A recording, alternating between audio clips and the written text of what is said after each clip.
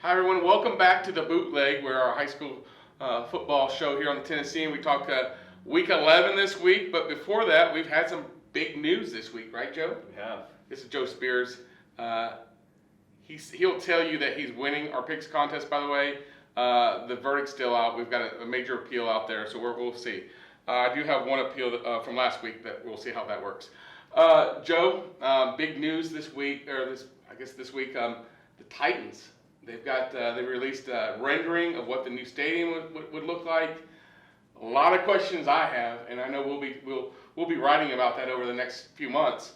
But the biggest question, if you're a high school football fan, is when do the games come to Nashville? Yeah, absolutely. So where I grew up, we had the state championships at Lucas Oil Stadium in Indianapolis, and it's cool. And you know, last year we saw Waverly and White House get to play at Nissan Stadium, and standing in the tunnels as the kids were coming out, they got to see themselves on the video board, and they were in awe. So, you know, this happens. They build the stadium, high school. It makes sense, right? It would. I mean, it's middle of the state. Everybody can come. It's a drivable distance. Why not? And I mean, new stadium. It'll be a lot of fun for these kids to get to play there. The thing I always hear when it comes to football state championships here in Tennessee is, why is it not being held at Nissan Stadium? And once I say it can't, they say, well, why isn't it being held at Neyland? Those are the two stadiums that people always talk about. Right. The simple answer for both has been, you cannot play 9 games over 3 days on grass. Just tear the field out. If you have any rain at all, it would demolish it. And if you're the Titans, you're playing games in December. Right. I mean, obviously you could do it at Neyland because you're not hosting any more games in December. But if they build this new stadium and it's a dome, they're gonna have turf there. Yep. So I mean, that's what makes sense. Yep. We all know that TSU has a great relationship with the Titans. They sponsor the Mr. Football Awards. I think it works out. So if I'm Chattanooga, I'm thinking, okay, I'm on the clock. 2026, I think is when they say it's going to be done. Something like that. Probably going to be 2027, 2028. Let's be honest. I mean, 2026 would be probably a dream. Everything worked great. Right. We all know with politics, it never works great. So I think it comes here. I just don't know what year. And then you might say, hey, you're probably in a contract, whatever, with whoever you're hosting it in. Could be very interesting. With a 60,000 seated stadium, it is a smaller arena than most. Right. Most of your dome, most of your NFL stadiums. It's still going to look, the big drawback is if you got 7,000 people or 5,000 people in a 60,000 seated dome, you dwarf it. I mean, you're dwarfed in there. Yeah. What did it look like at Lucas Oil? So they would block off the end zones, and fans wouldn't sit there. They used to. I don't know if they do it now. But depending on the teams, I mean, they'd have them lined up like you would a regular, and good crowds. I do think this would potentially help with crowds at state championship games, because not a lot of crowds come to these games because of how far they have to come. If you're coming from Memphis to Chattanooga, that's a drive. If you're coming from Memphis to Cookeville, that's a drive. So middle of the state, it's about a 3-hour drive from Memphis to here to Memphis. Knoxville's the same. So I think you'd get better crowd turnout in the end. And I think this is where people would want to come to see, at least for the first couple of years, to see the stadium and everything there. So yeah, come to Nashville. We'll continue to monitor that. I'll probably at some point write a commentary about that. I just think it makes sense. Yep. So now into week 11. First, tell me the records. He's down by 5. Is that all you're gonna tell me? Yeah, I mean, 4 weeks ago you were gloating about potentially being up by 5. Now you're down by 5, probably down by 2 or 7 after this week. So I kind of relapsed. I had a real major lapse there. You did. I also had really good weeks. I went 9-1, 8-2, 9-1. So. I think it's more me than you. Okay. All right. So anyway, we're gonna start, folks. If I picked against you, don't feel bad. I'm trying desperately to pick up a couple games on him. So game of the week. You're going. I'm staying in the office, and we'll talk about that in a little bit.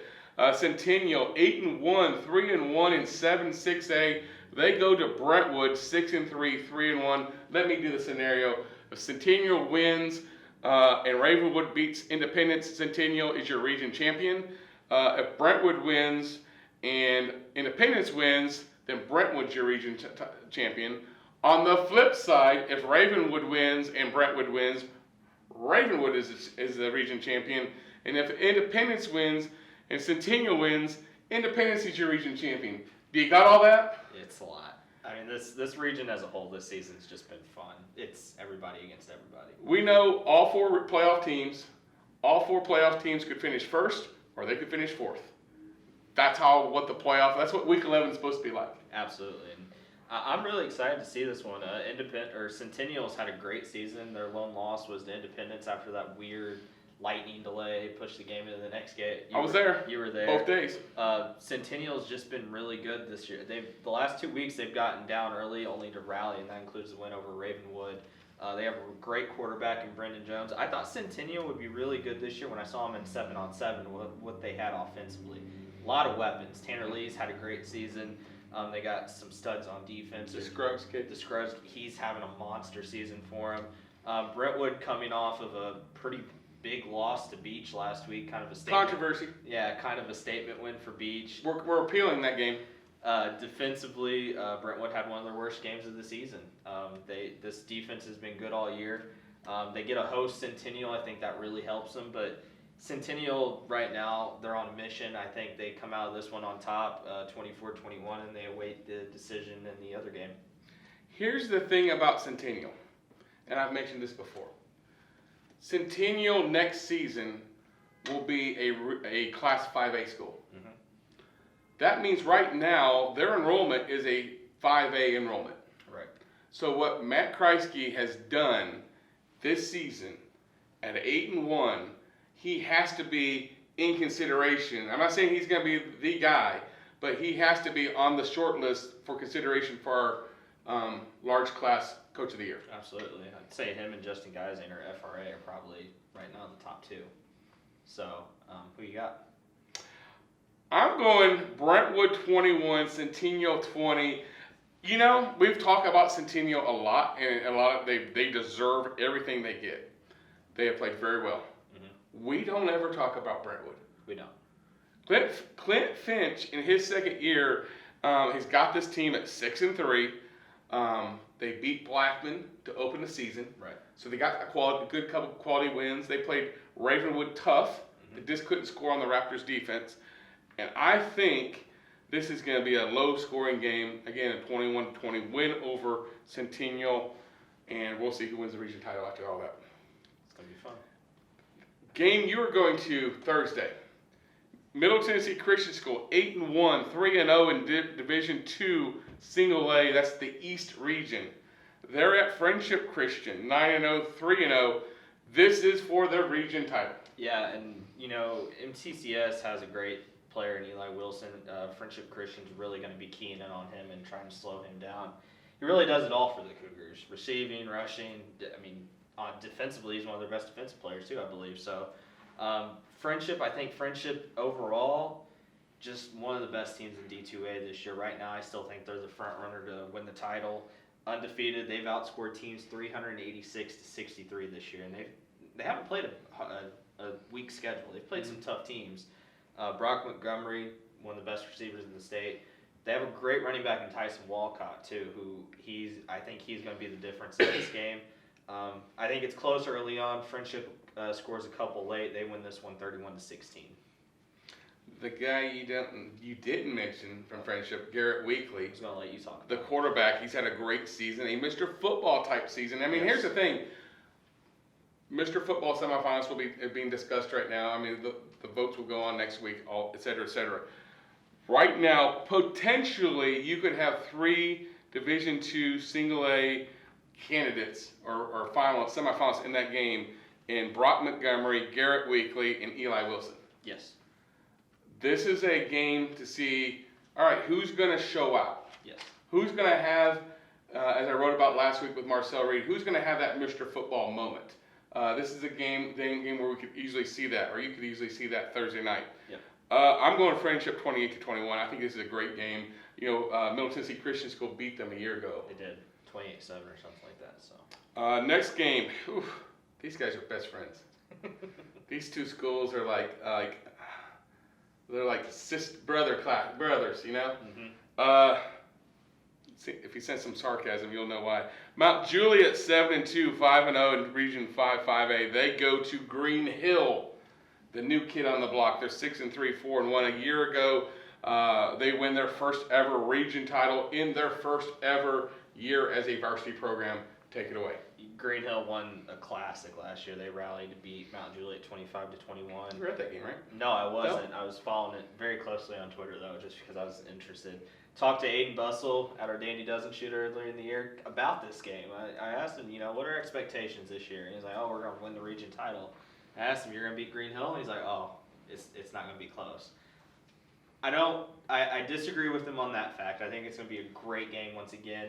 I think Dearish Morton, again, like I've said multiple times this season, he's the X factor. He controls the rushing attack for Mount Juliet. He's had a huge season. I think this is just a great game again. I think Mount Juliet wins this one, though, 21-20. Here's my take on this. I think Green Hill, I had pretty high hopes, high expectations on Green Hill. Mm-hmm. They lost to Siegel to open the season. They've had some other games where it's like they haven't been as dominant with, when I look at what they had coming back, as they have been. Right.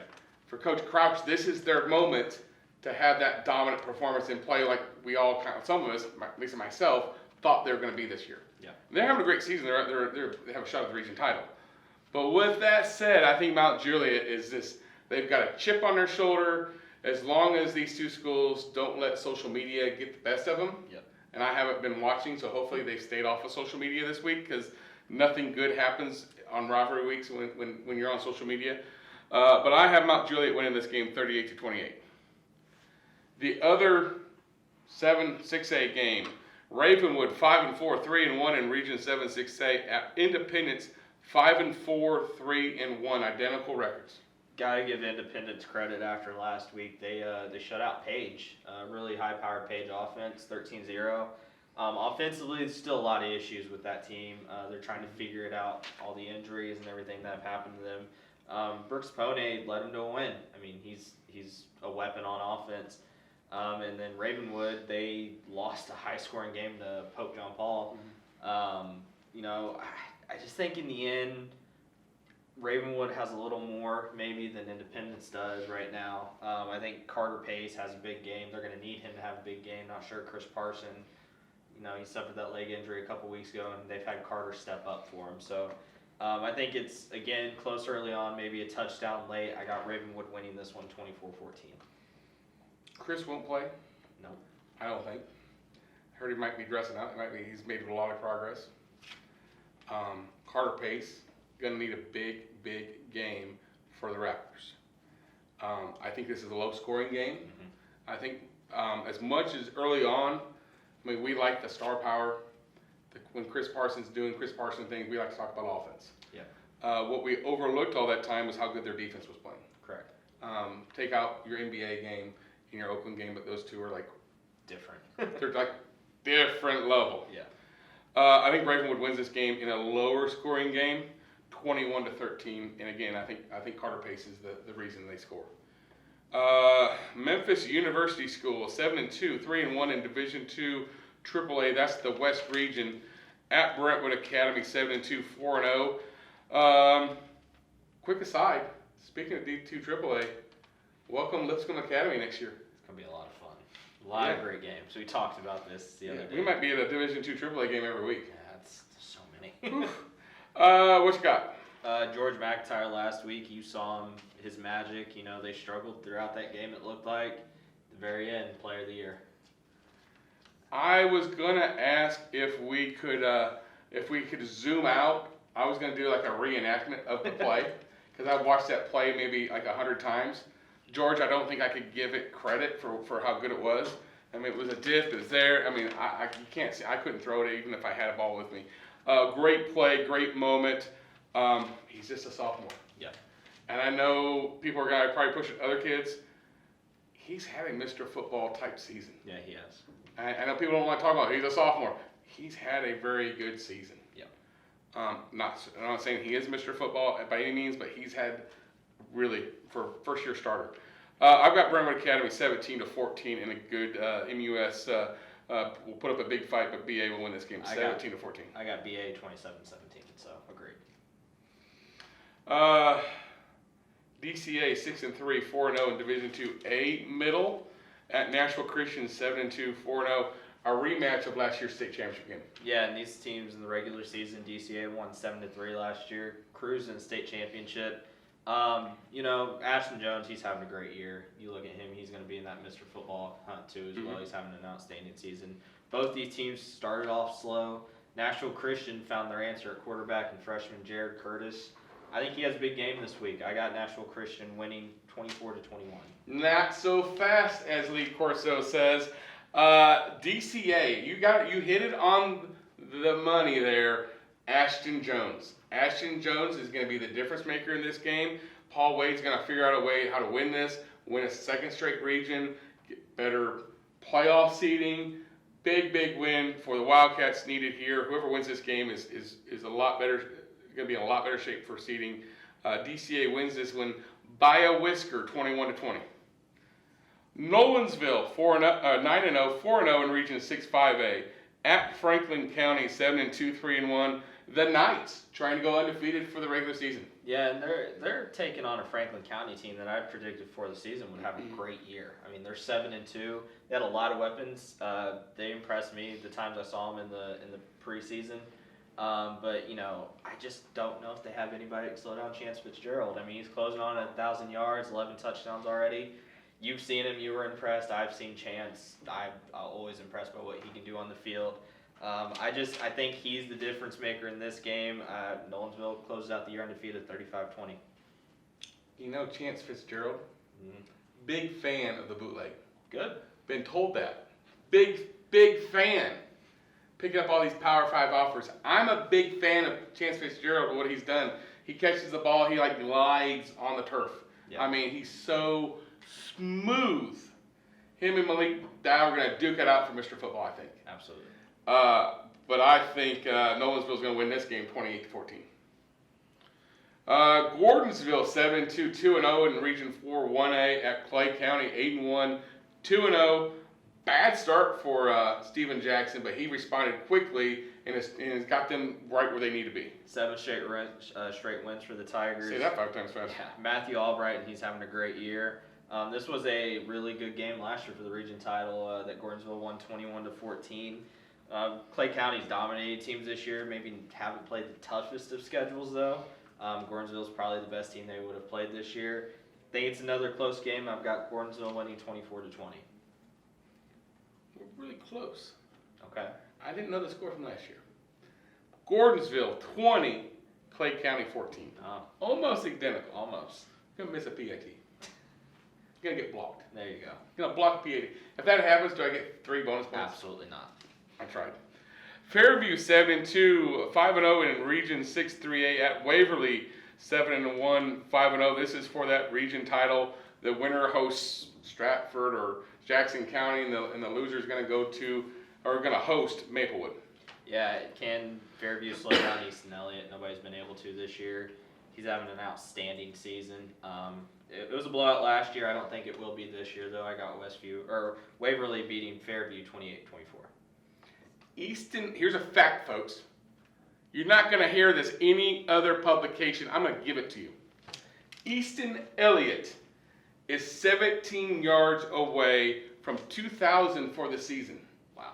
When he surpasses that, he will be the first in school history to get 2,000 yards. Oh. The even better fact, folks, again, you're only going to hear this here. This will be their 9th game. Wow. They only played 9 regular season games.